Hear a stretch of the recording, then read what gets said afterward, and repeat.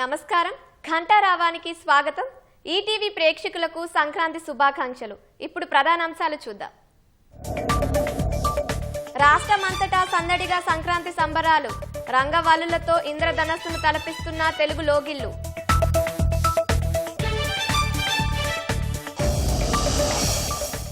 కాళేశ్వరం 3వ టీఎంసీ పనుల వినియోగంపై సర్కారు దృష్టి హైదరాబాద్ వాటర్ గ్రిడ్ ప్రణాళికల రూపకల్పనకు సీఎం ఆదేశం నెల్లూరు జిల్లా కావలి సమీపంలో పట్టాలు తప్పిన గూడ్స్ ట్రాక్ దెబ్బతినడంతో రైళ్ల రాకపోకలకు అంతరాయం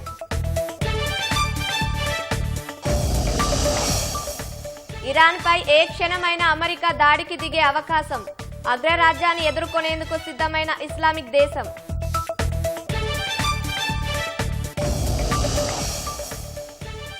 వలసదారులపై అమెరికా మరో కఠిన నిర్ణయం పాక్ బంగ్లాదేశ్ సహా 75 దేశాలకు వీసా ప్రాసెసింగ్ నిలిపివేత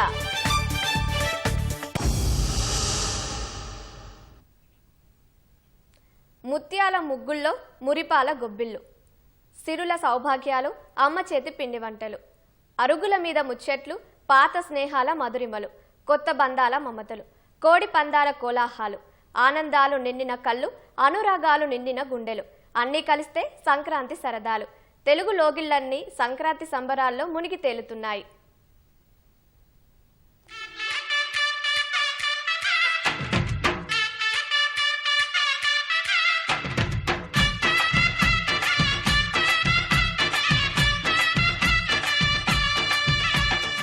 సంక్రాంతి అంటే సంక్రమణం. ఒక్కో నెలలో ఒక్కో రాశిలో ఉండే సూర్యుడు భోగి తర్వాత ధనుస్సు రాశి నుంచి మకర రాశిలోకి ప్రవేశించడమే మకర సంక్రాంతి.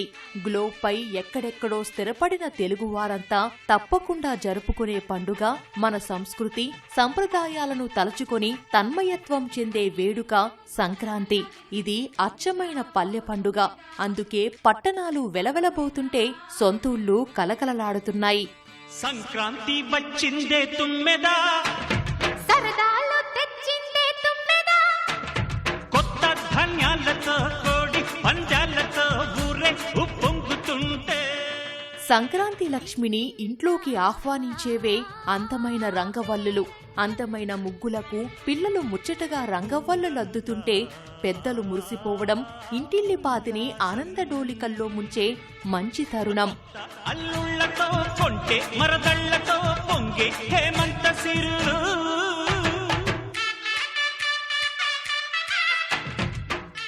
మకర సంక్రాంతి వేళ శ్రీకృష్ణుడు హరిదాసుల రూపంలో వస్తాడని ప్రతీతి. అందుకే హరిదాసుకు ఇంటింటా లేదనకుండా దానం చేస్తారు. గుప్పెడు బియ్యంతో పాటు పండక్కి చేసిన పిండి వంటలను సమర్పిస్తారు. వాటిని సంతోషంగా స్వీకరించి హరిలోరంగా హరి అంటూ హరిదాసు పాడే కీర్తనలే పరమాత్ముడి దీవెనలు.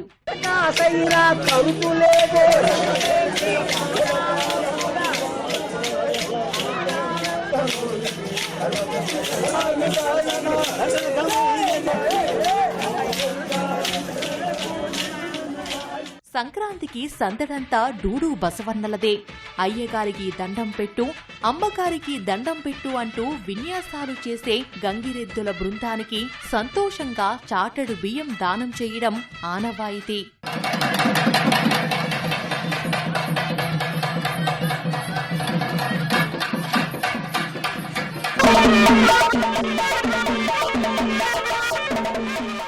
సంక్రాంతి స్పెషల్ వంటకం పాయసం. నట్టింటికి చేరిన కొత్త ధాన్యంతో పొంగలి చేసి దాన్నే ప్రసాదంగా పితృదేవతలకు పెట్టి ఇంటిల్లిపాది ఆరగిస్తే స్వర్గలోకం నుంచే ఆశీర్వదిస్తారనే నమ్మకం. అందుకే దీన్ని పెద్దల పండగ అని కూడా పిలుస్తారు. మంచి మర్యాదని పాప పుణ్యాలని నమ్మే మన పల్లెటూళ్ళు.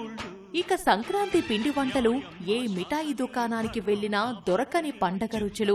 నేతి అరిసెలు, కజ్జికాయలు, లడ్డూలు ఇలా ఒక్కోటి ఒక్కో మధురిమను పంచుతాయి. నీతి నిజాయితీ మాసిపోదు మత్సలేని మనసు మాది మంచి పెంచు మమత మాది ప్రతి ఇల్లో బొమ్మరిల్లు. కనుమరుగైన ఉమ్మడి కుటుంబాల స్ఫూర్తిని ఏడాదికి ఒకసారైనా ఆస్వాదించే పండుగ సంక్రాంతి. ఉపాధి వేటలో ఎక్కడెక్కడో స్థిరపడ్డ వారంతా సొంతూళ్లకు చేరి అత్త, మామ, పిన్ని, బాబాయ్ అని పిలిచే పిలుపులు ఇంటింటా అనుబంధాల మాలికలు.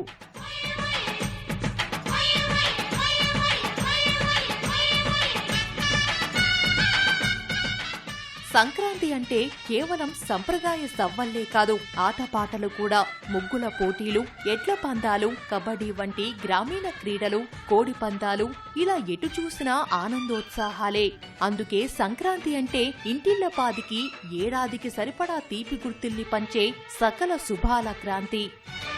పాటే పంచామృతం మనసే బృందావనం తడితేనే ఒళ్ళు జల్లు మాటే మకరందము చూపే సిరిగంధము చిరునవ్వే స్వాతి జల్లు. రాష్ట్ర వ్యాప్తంగా సంక్రాంతి సంబరాలు ఘనంగా కొనసాగుతున్నాయి. పలు ప్రాంతాల్లో పాడి పశువుల అందాల పోటీలు, ముగ్గుల పోటీలు ఉత్సాహంగా నిర్వహించారు. హైదరాబాద్ పరేడ్ గ్రౌండ్స్ లో ఇంటర్నేషనల్ కైట్ స్వీట్ ఫెస్టివల్ సందడిగా కొనసాగుతోంది. సంక్రాంతి పర్వదినాన్ని పురస్కరించుకుని వరంగల్ జిల్లా నర్సంపేటలో శాంతిసేన రైతు సేవా సంఘం ఆధ్వర్యంలో పాడి పశువుల అందాల పోటీలు నిర్వహించారు. ఈ పోటీలకు జోడెడ్లు, ఆవులు, గేదెలతో పాటు మేకపోతులు, గొర్రె పొట్టేళ్లు, కుక్కలు, పిల్లులు, కోళ్లను అందంగా ముస్తాబు చేసి తీసుకొచ్చారు. న్యాయ నిర్ణేతలు ప్రదర్శనలో పాల్గొన్న మూగజీవాల్ని పరిశీలించి ప్రథమ, ద్వితీయ, తృతీయ బహుమతుల్ని అందించారు.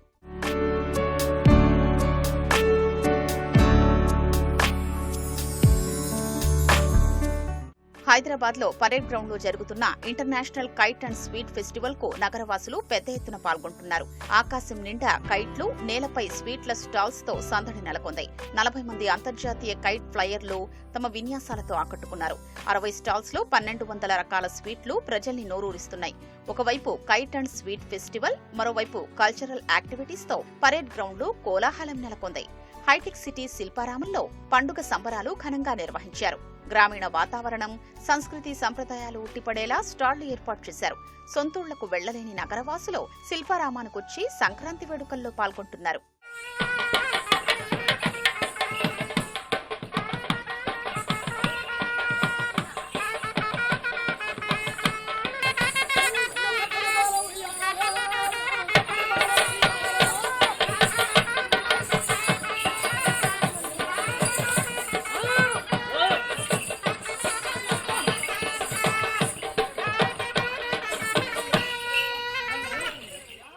బంజారాహిల్స్ లోని రాడిసన్ బ్లూ ప్లాజా హోటల్లో లోహ్రీ వేడుకల్ని ఘనంగా నిర్వహించారు. వేడుకల్లో British deputy high commissioner, UK దౌత్య కార్యాలయ ప్రతినిధులు, కార్పొరేట్ రంగ ప్రముఖులు పాల్గొన్నారు. అతిథులందరూ పంజాబీ సాంప్రదాయ వస్త్రధారణలో పాల్గొనడంతో వేడుకకు మరింత అందం వచ్చింది. హోటల్ను పంజాబీ సంస్కృతి ప్రతిబింబించేలా అలంకరించారు. ప్రత్యేకంగా సిద్ధం చేసిన పంజాబీ వంటకాలు అతిథుల్ని ఆకట్టుకున్నాయి. ప్రతి సంవత్సరం నిర్వహించే ఈ లోహ్రీ వేడుకలు ఐక్యతకు, కొత్త ఆరంభాలకు ప్రతీకగా నిలుస్తున్నాయని నిర్వాహకులు తెలిపారు.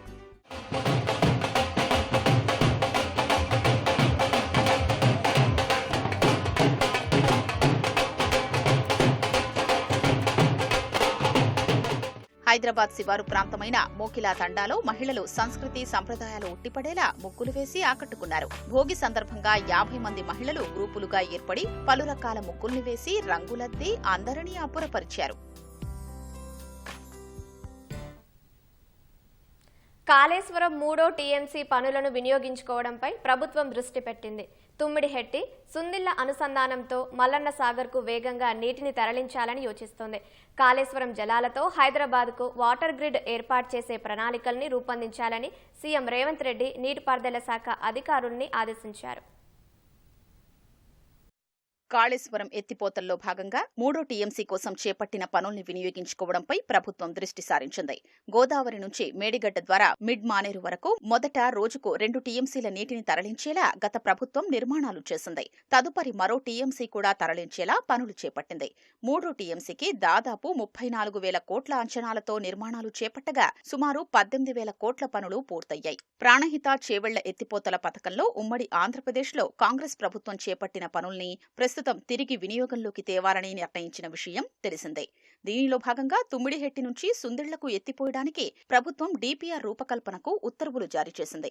అయితే సుందిళ్లకొచ్చే ఈ జలాల్ని ఎల్లంపల్లి, మధ్యమానేరు ద్వారా మల్లన్న సాగర్, కొండపోచమ్మ సాగర్లకు వేగంగా తరలించాలని ప్రభుత్వం ఆలోచన చేస్తోంది. ఈ క్రమంలో గతంలో చేపట్టిన 3వ టీఎంసీ పనుల్ని వినియోగంలోకి తేవాలని ఆలోచన చేస్తోంది. ఇప్పటికే చేసిన ఖర్చెంత, పూర్తి స్థాయిలో పనులు అందుబాటులోకి రావాలంటే ఇంకా ఎంత ఖర్చు పెట్టాలి అనే దానిపై పూర్తిస్థాయి ప్రతిపాదనలు సిద్ధం చేయాలని ముఖ్యమంత్రి రేవంత్ రెడ్డి తాజాగా నీటిపారుదల శాఖను ఆదేశించినట్లు తెలిసింది.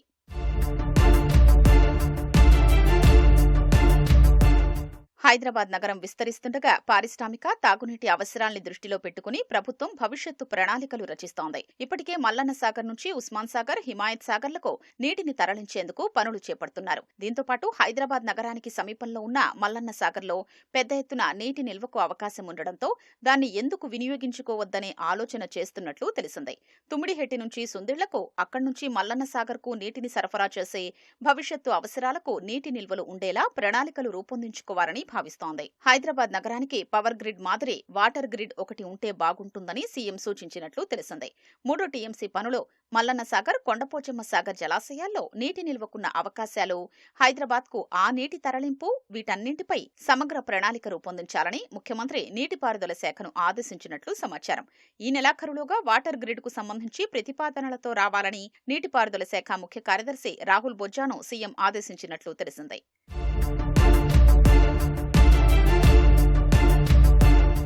కాళేశ్వరం బ్యారేజీల పునరుద్ధరణ పనులు చక్కగా చెయ్యకుంటే ప్రభుత్వానికి తలనొప్పి వచ్చే అవకాశాలు ఉంటాయని సీఎం అభిప్రాయపడినట్లు తెలిసింది. మరమ్మత్తు డిజైన్లను కేంద్ర జలసంఘానికి పంపించి పక్కాగా నిర్ధారించుకున్నాకే పనులు చేపట్టాలని సూచించినట్లు సమాచారం. లేదంటే లోపాల కారణంగా రాష్ట్ర ప్రభుత్వానికి మచ్చ వచ్చే అవకాశాలు ఉంటాయని సీఎం హెచ్చరించినట్లు తెలిసింది. ఏపీలోని నెల్లూరు జిల్లా కావలి సమీపంలో గూడ్స్ రైలు పట్టాలు తప్పింది.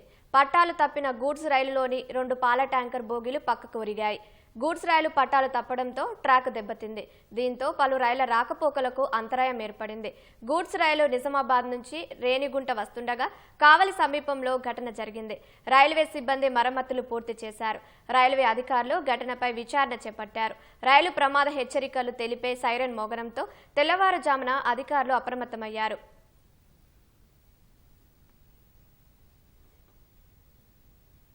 వచ్చే వారం నుంచి రాష్ట్ర బడ్జెట్ కసరత్తు ఊపందుకోనుంది. వచ్చే ఆర్థిక సంవత్సరం బడ్జెట్ కోసం అన్ని శాఖలు ఇప్పటికే ప్రతిపాదనలు సమర్పించాయి. వాటిని పరిశీలించి శాఖల వారీగా సమీక్షలు నిర్వహించనున్నారు. రాష్ట్ర విజ్ఞప్తులను ప్రభుత్వం ఇప్పటికే కేంద్రం దృష్టికి తీసుకెళ్లింది. రాష్ట్రానికి వచ్చే నిధుల విషయమై కేంద్ర బడ్జెట్లో స్పష్టత రానుంది. ఆ తర్వాత బడ్జెట్ ప్రతిపాదనలకు తుదిరూపు ఇవ్వనున్నారు. కొత్త ఆర్థిక సంవత్సరం 2026-27 ఏప్రిల్ 1వ తేదీ నుంచి ప్రారంభం కానుంది. ఆ రోజు నుంచి రాష్ట్ర నూతన వార్షిక ప్రణాళిక బడ్జెట్ అమల్లోకి రానుంది. కొత్త బడ్జెట్ కోసం ఆర్థిక శాఖ ఇప్పటికే కసరత్తు ప్రారంభించింది. అన్ని శాఖల నుంచి ఇప్పటికే ప్రతిపాదనలు స్వీకరించింది. అందుకనుగుణంగా అన్ని శాఖలు వచ్చే ఆర్థిక సంవత్సరం కోసం తమ ప్రతిపాదనల్ని ఆర్థిక శాఖకు ఆన్లైన్లో సమర్పించాయి. ప్రస్తుత ఆర్థిక సంవత్సరం 2025-26 బడ్జెట్కు సంబంధించి సవరించిన అంచనాలతో పాటు నూతన ఆర్థిక సంవత్సరానికి అంచనాల్ని సమర్పించారు. ఆయా శాఖలు వచ్చే ఏడాది రాబడి, పథకాలు, కార్యక్రమాలు, అవసరాలు, వ్యయాన్ని దృష్టిలో ఉంచుకుని ప్రతిపాదనలు సమర్పించాయి. వాటన్నింటినీ ఆర్థిక శాఖ పరిశీలించి విశ్లేషించనుంది. ఆ తర్వాత శాఖల వారీగా బడ్జెట్ ప్రతిపాదనల్ని సమీక్షించనున్నారు. ఇందుకోసం ఉప ముఖ్యమంత్రి మల్లు భట్టి విక్రమార్క శాఖల వారీగా సమీక్షలు నిర్వహించనున్నారు. సంబంధిత శాఖల మంత్రులు, అధికారులతో సమావేశమై budget ప్రతిపాదనలపై సమీక్షిస్తున్నారు.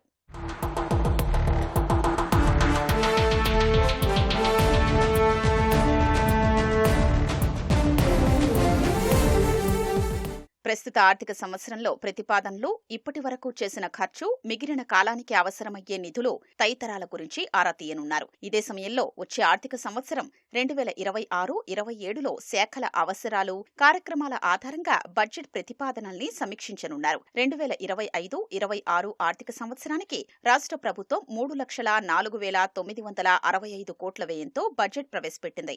Comptroller and auditor general CAG లెక్కల ప్రకారం నవంబర్ నెలాఖరు వరకు 1 1,54,499 కోట్ల వ్యయం చేసింది. అంటే బడ్జెట్లో ప్రతిపాదించిన మొత్తంలో సగానికి పైగా 8 నెలల్లో ఖర్చు చేసింది. మార్చి నెలాఖరు వరకు మిగిలిన 4 నెలల్లో వచ్చే మొత్తాన్ని పరిగణలోకి తీసుకుని వచ్చే ఏడాది రాబడి అవసరాల్ని దృష్టిలో ఉంచుకుని బడ్జెట్ ప్రతిపాదనల తయారీ రూపొందించనున్నారు. రాష్ట్ర ఆర్థిక వృద్ధి 12% ఉన్నట్లు సర్కార్ అంచనా వేస్తోంది. అందుకనుగుణంగా వచ్చే ఆర్థిక సంవత్సరం పద్దు తయారు చేయనున్నారు.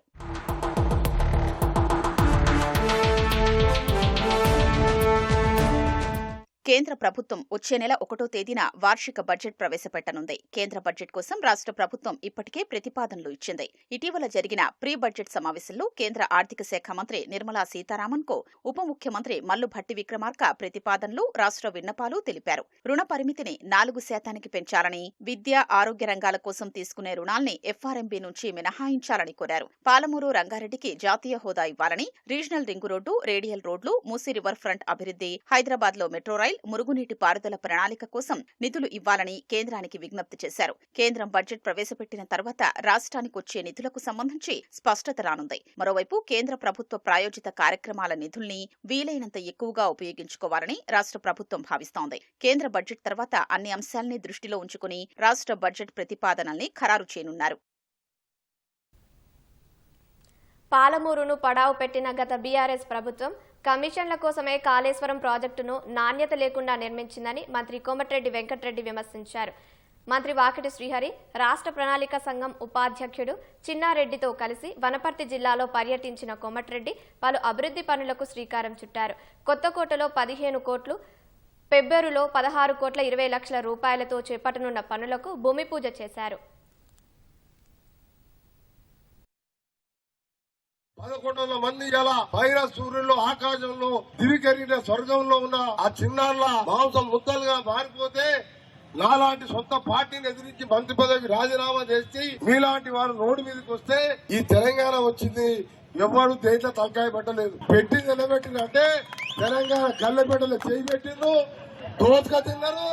ఇక దోసుక తిన్న లెక్కలు వాళ్ళ బిడ్డలే చెప్తున్నది. మనకు అంత ముందేమో సంవత్సరానికి ఒకసారి కనబడేది ముఖ్యమంత్రిలా, అది కూడా టీవీలో ఎన్నో కనబడేది. మన ముఖ్యమంత్రి గారు రోజు ప్రజల మధ్యలో ఉంటూ ఆర్థిక పరిస్థితి బాగలేకుండా ఎట్లా చేసి గాడిలో పెట్టాలని చెప్పి ఇవాళ రేషన్ కార్డు 10 ఏళ్ల కేసీఆర్ ఒక్క కార్డుని కొట్టించిందా? ఇవాళ రేషన్ కార్డు ఇవ్వడమే కాదు, ఇచ్చుకుంటే మామూలు విషయం కాదు.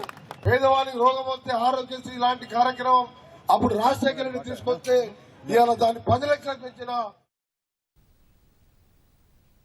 చేనేత కార్మికుల సంక్షేమం కోసం వివిధ పథకాలు, కార్యక్రమాలు అమలు చేస్తున్నామని మంత్రి తుమ్మల నాగేశ్వరరావు అన్నారు. ముఖ్యమంత్రి రేవంత్ రెడ్డి ఇచ్చిన హామీ మేరకు చేనేత కార్మికులకు ₹1,00,000 రుణమాఫీ కోసం అదనంగా 16.27 కోట్ల రూపాయల పరిపాలన అనుమతులు జారీ అయినట్లు తెలిపారు. 2017 ఏప్రిల్ 1 నుంచి 2024 మార్చి 31 వరకు ₹1,00,000 వరకు ఉన్న చేనేత కార్మికుల వ్యక్తిగత రుణాలు మాఫీ కానున్నాయి. 6,784 మంది చేనేత కార్మికులకు రుణమాఫీ లబ్ధి చేకూరనుందని మంత్రి తుమ్మల వెల్లడించారు. చేనేతల సంక్షేమం కోసం తమ ప్రభుత్వం 960 కోట్లు ఖర్చు చేసిందని వివరించారు. 896 కోట్ల విలువైన వస్త్రాలకు వివిధ ప్రభుత్వ శాఖల నుంచి టెస్కోకు ఆర్డర్లు వచ్చాయని మంత్రి తెలిపారు.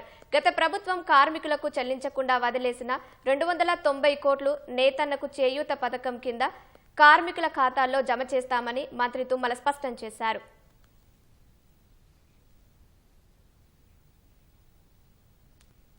శాసనసభ్యులపై దాఖలైన మరో 2 అనర్హత పిటిషన్లపై అసెంబ్లీ స్పీకర్ ప్రసాద్ కుమార్ ఇవాళ తీర్పు వెలువరించనున్నారు. ఎమ్మెల్యేలు కాల యాదయ్య, పోచారం శ్రీనివాసరెడ్డిపై దాఖలైన పిటిషన్లపై ఈ మధ్యాహ్నం తీర్పు ఇవ్వనున్నారు. ఈ మేరకు పిటిషనర్లు, ప్రతివాదులైన ఎమ్మెల్యేలు, వారి న్యాయవాదులకు శాసనసభ కార్యదర్శి సమాచారం ఇచ్చారు. ఓపెన్ కోర్టులో ఎమ్మెల్యేలు, న్యాయవాదుల సమక్షంలో సభాపతి తీర్పు వెలువరిస్తారు. పార్టీ ఫిరాయించిన ఎమ్మెల్యేల సభ్యత్వాలు రద్దు చేయాలని 10 అనర్హత పిటిషన్లను బీఆర్ఎస్ దాఖలు చేసింది. అందులో 5 పిటిషన్లపై స్పీకర్ గతంలో తీర్పు ఇచ్చారు. ఇవాళ మరో 2 పిటిషన్లపై తీర్పు వెలువరించనున్నారు. జగిత్యాల ఎమ్మెల్యే సంజయ్ కుమార్ పై దాఖలైన పిటిషన్ మీద ఇప్పటికే విచారణ పూర్తి చేసి తీర్పు రిజర్వ్ చేశారు. ఖైరతాబాద్ స్టేషన్ గన్పూర్ ఎమ్మెల్యేలు దానం నాగేందర్, కడియం శ్రీహరిపై దాఖలైన పిటిషన్లపై విచారణ ఇంకా పూర్తి కాలేదు. ఐఏఎస్ అధికారిపై వివాదాస్పద వార్తా ప్రసారం కేసులో ఎన్టీవీ జర్నలిస్టులపై పోలీసులు చేసిన రిమాండ్ అభ్యర్థనను న్యాయమూర్తి తిరస్కరించారు. బుధవారం రాత్రి 11 గంటలకు సీసీఎస్ నుంచి ఇద్దరు జర్నలిస్టులను హైదరాబాద్ మణికొండలోని మెజిస్ట్రేట్ నివాసానికి తీసుకెళ్లారు. 12:45 మెజిస్ట్రేట్ ఎదుట హాజరుపరిచారు. పోలీసులు చేసిన రిమాండ్ అభ్యర్థనను న్యాయమూర్తి తోసిపుచ్చారు. జర్నలిస్టులిద్దరూ 20,000 చొప్పున పూచీకత్తు సమర్పించాలని షరతులు విధించారు. కోర్టు అనుమతి లేకుండా ఎక్కడికి వెళ్లొద్దని ఆదేశించారు. ఇద్దరిపైన 7 ఏళ్లలోపు శిక్ష పడే సెక్షన్లు నమోదు చేశారని, అందువల్ల వారిని అరెస్టు చేయాల్సిన అవసరం లేదని జర్నలిస్టుల తరపు న్యాయవాదులు న్యాయమూర్తి దృష్టికి తీసుకెళ్లారు. అన్ని అంశాలను పరిగణలోకి తీసుకున్న న్యాయమూర్తి కేసులో నమోదైన అభియోగాలు రిమాండ్కు సరిపడే స్థాయిలో లేవని అభిప్రాయం వ్యక్తం చేస్తూ రిమాండ్ అభ్యర్థనను తిరస్కరించారు. మున్సిపల్ ఎన్నికల కోసం రాష్ట్ర ప్రభుత్వం రిజర్వేషన్ల కసరత్తు ప్రారంభించింది. అందులో భాగంగా ఎస్సీ, ఎస్టీ, బీసీ మహిళా స్థానాల సంఖ్యను పురపాలక శాఖ ఖరారు చేసింది. ఈ మేరకు పురపాలక శాఖ కార్యదర్శి టీకే శ్రీదేవి ఉత్తర్వులు జారీ చేశారు. రాష్ట్రంలోని 121 మున్సిపాలిటీలు, 10 కార్పొరేషన్లకు సంబంధించిన ప్రజా ప్రతినిధుల స్థానాల సంఖ్యను ఖరారు చేశారు. 2011 జనాభా లెక్కల ప్రకారం ఎస్సీ, ఎస్టీలకు డెడికేటెడ్ కమిషన్ సిఫార్సుల ప్రకారం బీసీలకు స్థానాలు ఖరారు చేశారు. మున్సిపల్ చైర్పర్సన్లు, కార్పొరేషన్ మేయర్లతో పాటు వార్డుల సంఖ్యను కూడా ఆయా కేటగిరీల వారీగా ఖరారు చేశారు. 121 మున్సిపాలిటీల్లో చైర్పర్సన్ స్థానాలు జనరల్ కేటగిరీకి 30, జనరల్ మహిళకు 31 కేటాయించారు. ఎస్టీ జనరల్కు 3, ఎస్టీ మహిళకు 2, ఎస్సీ జనరల్కు 9, ఎస్సీ మహిళకు 8 స్థానాలు కేటాయించారు. బీసీ జనరల్కు 19, బీసీ మహిళకు 19 స్థానాలు రిజర్వ్ చేశారు. 10 మేయర్ స్థానాల్లో జనరల్ కేటగిరీకి 1, జనరల్ మహిళకు 4 ఖరారు చేశారు. బీసీ జనరల్కు 2 మేయర్లు కేటాయించారు. బీసీ మహిళ, ఎస్టీ జనరల్ కేటగిరీలకు ఒక్కొక్కటి చొప్పున కేటాయించారు. ఈ నెల 17న రిజర్వేషన్ల ఖరారు ప్రక్రియ పూర్తి చేశారు. ఏ స్థానం ఏ కేటగిరీకి దక్కనుందన్న విషయం అప్పుడు తేలనుంది. నాగర్ కర్నూలు జిల్లా కొల్లాపూర్లో పండుగ పూట విషాదం నెలకొంది. వరలక్ష్మి, లావణ్య అనే 2 బాలికలు బట్టలు ఉతకడానికి వెళ్లి ప్రమాదవశాత్తు వ్యవసాయ బావిలో పడి మృతి చెందారు. ఇద్దరికి ఈత రాకపోవడంతో మరణించారని బాధితుల బంధువులు తెలిపారు. స్థానికుల సమాచారంతో ఘటనా స్థలికి చేరుకున్న పోలీసులు మృతదేహాలను బయటికి తీసి పోస్టుమార్టం నిమిత్తం ఆసుపత్రికి తరలించారు. మృతుల కుటుంబ సభ్యుల ఫిర్యాదు మేరకు కేసు నమోదు చేసి దర్యాప్తు చేస్తున్నారు. పండుగ పూట బాలికలు మృతి చెందడంతో ఇద్దరి కుటుంబాలలో తీవ్ర విషాదం నెలకొంది.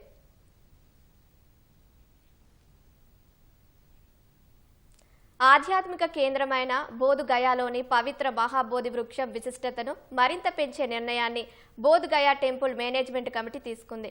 ఈ పవిత్ర వృక్షం నుంచి రాలిపడే ప్రతి ఆకుకు ఇకపై 1 యూనిట్ ఐడి కేటాయించనుంది. దీని ద్వారా భక్తులు పొందే ఆకు అసలైన మహాబోధి వృక్షానిదే అని నిర్ధారణ అవుతుంది. ఈ ఐడి ద్వారా ప్రతి ఆకు రికార్డును కమిటీ నిర్వహిస్తుంది. దీనితో పాటు ఇచ్చే ధృవీకరణ పత్రంపై ఆలయ కమిటీ కార్యదర్శి సంతకం ఉంటుంది. ఈ చెట్టు నిరంతరం నిఘా నీడలో ఉంటుంది. డీఎస్పీ స్థాయి అధికారి పర్యవేక్షణలో బీహార్ పోలీసు బెటాలియన్లు 24 గంటలు కాపలా ఉంటాయి. ఎవరు చెట్టు నుంచి నేరుగా ఆకులను తెంపడానికి వీలు లేదు. మహాబోధి వృక్ష సంరక్షణకు ఏటా 10 నుంచి 12 లక్షల వరకు బీటీఎంసీ ఖర్చు చేస్తుంది. అమెరికా, ఇరాన్ మధ్య ఉద్రిక్తతలు తీవ్ర స్థాయికి చేరాయి. మరో 24 గంటల్లో ఇరాన్పై దాడులు చేసేందుకు అమెరికా సైన్యం సిద్ధమైనట్లు తెలుస్తోంది. అమెరికా దాడులను ఎదుర్కొనేందుకు తమ సైన్యం సన్నద్ధంగా ఉందని ఇరాన్ స్పష్టం చేసింది. ఖతార్ సహా మధ్యప్రాచ్యంలోని అమెరికా మిత్రదేశాలపై ఇరాన్ క్షిపణులతో విరుచుకుపడే అవకాశం కనిపిస్తుంది. అటు ఇరాన్ విదేశాంగ మంత్రి అబ్బాస్ అగార్చి భారత విదేశాంగ మంత్రి జైశంకర్కు ఫోన్ చేసి ప్రస్తుత పరిస్థితిని వివరించారు. 2 వారాలుగా హింసాత్మక నిరసనలతో అట్టుడుకుతున్న ఇరాన్పై అమెరికా దాడులకు దిగడం దాదాపు అనివార్యంగా కనిపిస్తోంది. ఆ దేశంపై వచ్చే 24 గంటల్లోనే సైనిక చర్యకు ఉపక్రమించాలని అమెరికా అధ్యక్షుడు ట్రంప్ నిర్ణయించినట్లు తెలుస్తోందని అంతర్జాతీయ వార్తా సంస్థలు వెల్లడించాయి. దాడుల తీవ్రత ఎంతవరకు ఉండొచ్చనే దానిపై మాత్రం స్పష్టత రావటం లేదని ఐరోపా నిఘా వర్గాలు తెలిపాయని వెల్లడించాయి. ఈ నేపథ్యంలో ఇరాన్కు దగ్గరలో ఖతార్లో ఉన్న తమ కీలక అల్ ఉదైద్ వైమానిక స్థావరంతో పాటు పశ్చిమాసియా వ్యాప్తంగా పలు సైనిక స్థావరాల నుంచి సిబ్బందిని అమెరికా ఇప్పటికే ఖాళీ చేయిస్తోంది. అమెరికా దాని ప్రాంతీయ మిత్రపక్షాలు అల్ ఉదైద్ వైమానిక స్థావరంలో తాజాగా గగనతల రక్షణ కార్యకలాపాల సెల్ను ప్రారంభించాయి. ఉద్రిక్తతల నేపథ్యంలో ఖతార్లోని ఓ మిలిటరీ స్థావరం నుంచి బ్రిటన్ తమ సిబ్బందిని ఉపసంహరించుకుంటోంది. అటు అమెరికా దాడుల్ని ఎదుర్కొనడానికి ఇరాన్ సైన్యం పూర్తిగా సమాయత్తమైంది. భారీ ఎత్తున క్షిపణి పరీక్షలు చేపడుతోంది. మరోవైపు ఇరాన్లో ఆందోళనల సందర్భంగా మృతి చెందిన వారి సంఖ్య 2571కి పెరిగింది. ఏ క్షణంలో ఏం జరుగుతుందోనని దేశవ్యాప్తంగా చాలా చోట్ల ప్రజలు బిక్కుబిక్కుమంటూ గడుపుతున్నారు. నిరసనకారులపై ఇరాన్ ఉక్కుపాదం మోపుతుండటంపై ట్రంప్ తీవ్ర ఆగ్రహంతో ఉన్నారు. వారి విషయంలో మానవత్వంతో వ్యవహరించాలని టెహరాన్కు తాజాగా సూచించారు. లేకపోతే మూల్యం చెల్లించుకోక తప్పదన్నట్లు హెచ్చరించారు. ఈ నేపథ్యంలో మరో పోస్టు చేసిన ట్రంప్ ఇరాన్లో ప్రభుత్వం హత్యల్ని ఆపేస్తోందని, ఉరిశిక్షలు అమలు చేయడానికి ప్రణాళికలు చెయ్యడం లేదని పేర్కొన్నారు. ఈ విషయాన్ని అధికారులు తనకు నివేదించారని ట్రంప్ వెల్లడించారు. అమెరికా బెదిరింపుల వేళ భారత్ను ఇరాన్ సంప్రదించింది. ఇరాన్ విదేశాంగ మంత్రి అబ్బాస్ అరగ్చి విదేశాంగ మంత్రి ఎస్ జయశంకర్కు ఫోన్ చేసి ప్రస్తుత పరిస్థితిని వివరించారు. అరాగ్చి ఫోన్ చేసి ఇరాన్తో పాటు చుట్టుపక్కల ప్రాంతాల్లో మారుతున్న పరిస్థితుల గురించి చర్చించినట్లు జయశంకర్ ఎక్స్లో పోస్ట్ చేశారు. ఇరాన్లోని భారతీయులంతా అందుబాటులో ఉన్న మార్గాల ద్వారా దేశం విడిచి వెళ్లిపోవాలని భారత్ సూచించిన వేళ ఇద్దరు విదేశాంగ మంత్రుల మధ్య చర్చలు జరిగాయి. ఇప్పటికే ఇరాన్ అధికార వర్గాలు పలు అమెరికా మిత్రదేశాల్ని సంప్రదించాయి. దాడి చెయ్యొద్దని అమెరికాకు సూచించాలని ఆయా దేశాల్ని కోరాయి. వలసదారుల విషయంలో కొన్నాళ్లుగా అత్యంత కఠినంగా వ్యవహరిస్తున్న అమెరికా సర్కార్ తాజాగా మరో కీలక నిర్ణయం తీసుకుంది. రష్యా, పాకిస్తాన్, బంగ్లాదేశ్, నేపాల్ సహా మొత్తం 75 దేశాల పౌరులకు తమ దేశ వీసా ప్రాసెసింగ్ను నిలిపివేయనున్నట్లు ప్రకటించింది.